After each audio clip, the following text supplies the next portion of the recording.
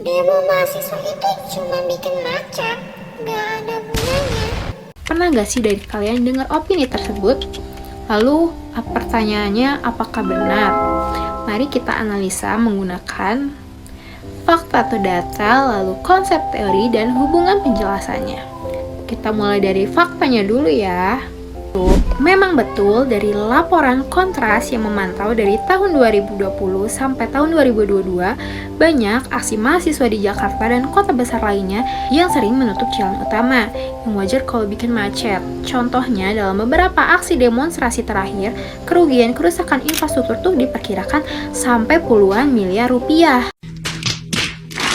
Banyak juga laporan terkait kekerasan aparat dan beberapa mahasiswa yang hilang sesudah demo.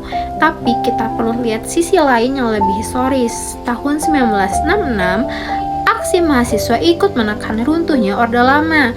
Tahun 1998, mahasiswa justru menjadi motor utama yang mempercepat jatuhnya Orde Baru setelah puluhan tahun pemerintahan otoriter.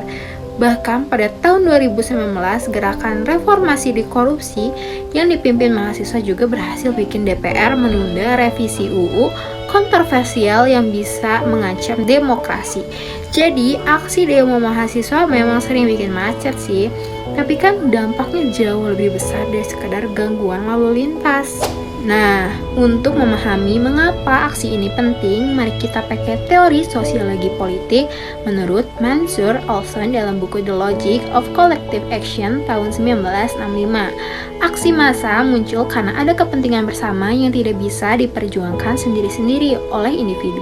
Artinya, kalau hanya sendiri-sendiri, suara kita kecil, tapi kalau kita kumpul dan beraksi bersama, suara kita jadi kuat.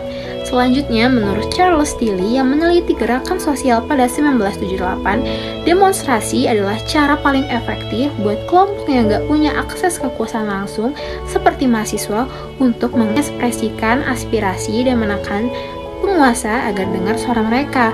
Jadi, demonstrasi itu bukan sekedar kerusuhan atau gangguan, tapi saluran politik yang sah dan penting.